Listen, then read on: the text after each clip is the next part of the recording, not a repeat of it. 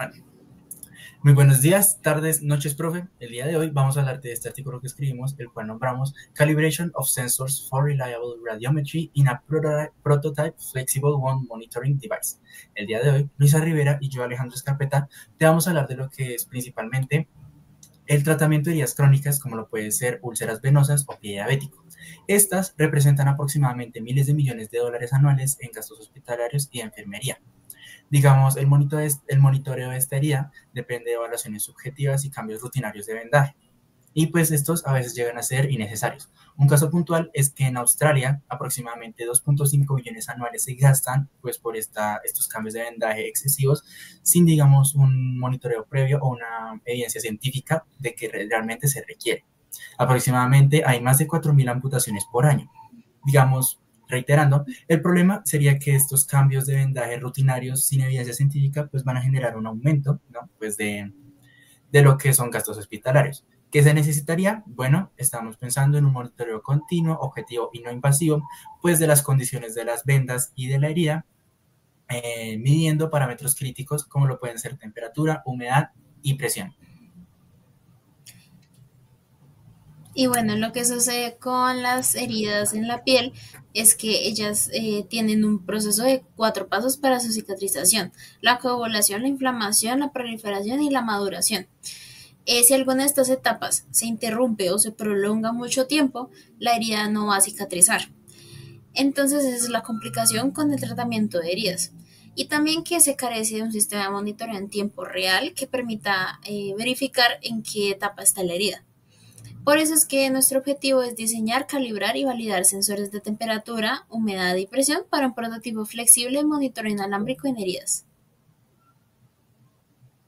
En primer lugar, caracterizamos el sensor de temperatura, en el cual se usó el LM940-21B, el cual se eligió gracias a su tamaño pequeño o portable, de 5 por 5 milímetros.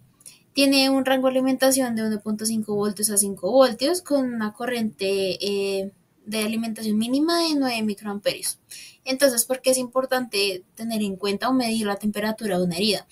Es importante porque el cambio en la temperatura puede indicar una posible infección. Si la herida empieza a calentarse más o se aumenta la temperatura, es porque la herida está infectada y pues esto va a dificultar la curación tanto de la herida y pues el tratamiento médico a seguir.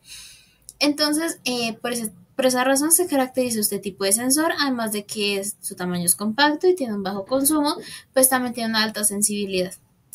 Este sensor se calibró entre los 20 y 50 grados centígrados debido a que el cuerpo humano se encuentra a una temperatura promedio de 35 grados centígrados, obteniendo una resolución de 0.15 grados centígrados. Entonces el comportamiento del sensor se muestra en la gráfica, donde se puede observar que conforme aumenta la temperatura va a disminuir el voltaje de salida en el sensor.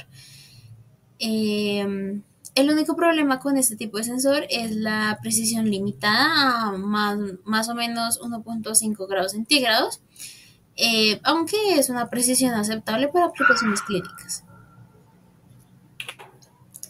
Bueno, ahora vamos a pasar a hablar de lo que son los sensores de humedad.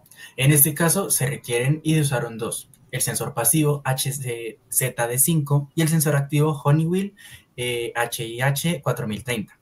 ¿Por qué? Bueno, los niveles de humedad dentro de la herida y pues dentro de su vendaje suelen ser críticos dentro del proceso de cicatrización, puesto que digamos un ambiente seco retrasaría lo que es la regeneración celular pues de la herida, a comparación de uno húmedo que pues digamos en exceso de humedad favorecería lo que son la generación de infecciones dentro de la herida. Digamos, por eso el monitoreo de la humedad es esencial. Ahora, ¿por qué necesitamos dos sensores? Bueno, en este caso el pasivo tiene una ventaja de que es de un tamaño reducido y puede ser ingresado dentro del vendaje.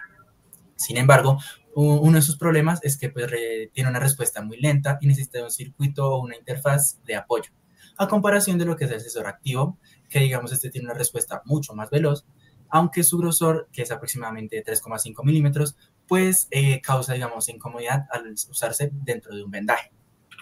Aquí podemos ver lo que es el comportamiento del sensor activo, que pues como lo dije, tiene una respuesta veloz, aunque pues dentro del vendaje pues puede llegar a ser incómodo. ¿Qué podemos ver en la gráfica? En la gráfica vemos inicialmente humedad inicial dentro de lo que es el vendaje, por lo cual nuestro sensor va a tener una respuesta muy rápida y al llegar a su punto máximo, que representaría, digamos, que la humedad se está siendo absorbida por el vendaje, lo cual es malo, pues, digamos, en este caso ya va a tener una respuesta rápida para que llegue a su punto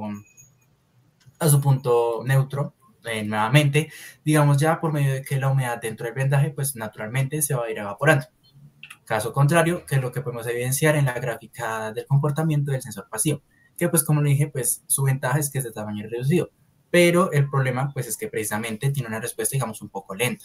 Como podemos ver en el gráfico, al agregarse, digamos, como tal su humedad inicial dentro del vendaje, pues va a tener una respuesta un poquito más lenta, pero pues va a llegar a lo que es su punto máximo, que representaría nuevamente que la humedad dentro del vendaje, o sea, que la humedad que se encuentra está siendo absorbida por el vendaje y para llegar nuevamente a su punto neutro en el que, pues por medio de procesos naturales y de evaporación, va a perder niveles de humedad, pues en este caso vemos una respuesta mucho más lenta en comparación con la que veíamos acá en la del sensor activo.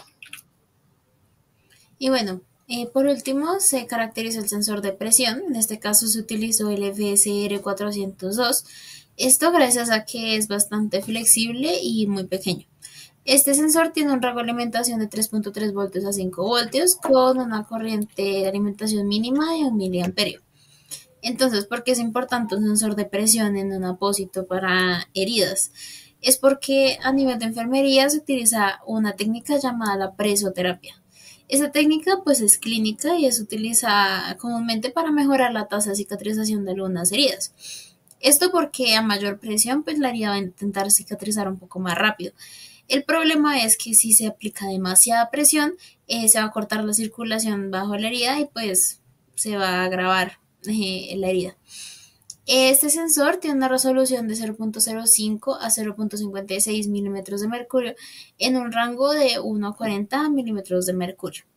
En la gráfica se puede evidenciar el comportamiento del sensor en donde se ve que conforme aumenta la presión, aumenta el voltaje de salida. Sin embargo, pues uno de los problemas de este sensor es que la respuesta no es lineal y tiene una dependencia en la ubicación en el miembro. Eso quiere decir que dependiendo de dónde se ubique bajo la venda o bajo el apósito, pues va a medir una presión diferente. Entonces, se realizó una serie de pruebas para cada uno de los sensores para verificar su estado y su uso. En todos los sensores se utilizó un maniquí de prueba junto con un vendaje comercial. En el caso del sensor de humedad activo se usaron dos de este sensor, ubicados uno a cada lado del maniquí, uno a cada lado de la extremidad. Se cubrieron con el apósito y se utilizó un sensor como referencia y el otro como prueba. Entonces a uno de los sensores se le agregó humedad con agua y se midió la diferencia con respecto al otro sensor. En cuanto al sensor de humedad pasivo, este se ubicó también en un apósito en el maniquí de prueba. La diferencia es que en el caso de ese sensor de humedad pasivo fue necesario conectar un circuito de interfaz y una tarjeta de adquisición de datos para poder medir los datos en tiempo real. Y por último, en cuanto al sensor de presión, se ubicó también bajo un apósito en un maniquí de prueba para luego instalar un medidor de presión neumático. Entonces, la idea de la prueba era verificar el dato en el medidor de presión neumático y el dato en el sensor y compararlos. Bueno, a partir de estas pruebas que se realizaron para los distintos sensores que íbamos a usar, bueno, su integración fue a través de lo que era un transmistor flexible, como podemos ver en la imagen, el cual tenía un receptor de 2,4 GHz. Estos se probaron nuevamente en un maniquí con vendaje con precio comercial y los datos se transmitieron, digamos, cada 5 segundos y se visualizaban en tiempo real mediante una interfaz gráfica en el computador. Esta interfaz, pues digamos, permitía visualizar lo que eran los datos de la temperatura, la humedad y la presión con un bajo consumo, un consumo promedio aproximadamente de menos 20 miliamperios.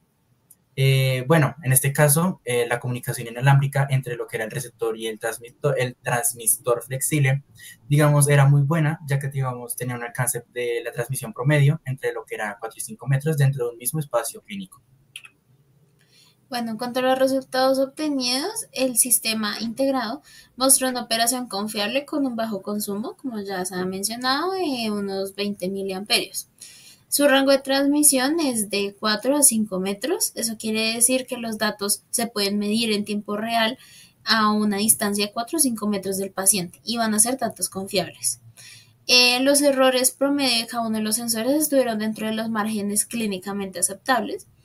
Y la interfaz, que es la que se muestra en la imagen, permite visualizar en tiempo real la temperatura, humedad y presión de la herida del paciente, todas graficadas continuamente, donde también se puede variar el puerto de entrada, guardar los datos o eliminar las tablas para empezar de nuevo si es el caso. Entonces, a partir de esos resultados obtenidos, podríamos decir que cada sensor, digamos, presenta un balance entre lo que es precisión, tamaño y un consumo adecuados que se necesitan pues, en el circuito adicional que se genera para que todos funcionen en conjunto y midan las variables de forma correcta. Es decir, la temperatura resultante fue confiable, estable y clínicamente útil. La diferencia entre la humedad tanto activa y pasiva fue que la actividad, digamos, fue rápida, aunque pues es demasiado gruesa. A comparación de lo que fue la humedad pasiva, que, digamos, al ser discreta, flexible, funciona, pero pues lenta y requiere de un circuito de apoyo. La presión, pues digamos, tiene una buena resolución, aunque en este caso la presión es, digamos, subjetiva, ya que dependerá de dónde se ubique, pues, el sensor. Pero en conjunto, pues podríamos decir que es viable para aplicaciones clínicas y, digamos, se compensa con rapidez, tamaño y precisión. ¿Qué podemos concluir? Bueno, demostramos que la factibilidad de integrar sensores calibrados en un prototipo flexible inalámbrico para monitoreo de heridas pues nos ayuda bastante en decisiones clínicas y digamos, además de que tiene un sistema de bajo consumo, pues digamos, abre puertas a digamos nuevos estándares de curación basadas en evidencia objetiva. ¿Objetiva de qué? Pues como lo teníamos especulado anteriormente, pues lo que se necesitaba era un sistema de monitoreo adecuado para mirar lo que eran las condiciones de las heridas y del vendaje, para saber cuándo era óptimo cambiarlos sin, digamos, recurrir a cambiar el vendaje muy constantemente. Por lo cual, nuestro prototipo, de forma precisa, pues ayudó a medir estas variables de forma adecuada y pues con un bajo consumo de energía. A futuro, bueno, a futuro pensábamos que la integración de estos componentes en un circuito flexible puede llegar a ser capaz, digamos, de aportar no solo en heridas como lo pueden ser las úlceras venosas o el pie diabético, sino en otras heridas que requieran, digamos, de un vendaje y de un correcto estado del vendaje para su, pues, para su correcta recuperación. No siendo más, muchas gracias. ¿Cómo dejo de grabar?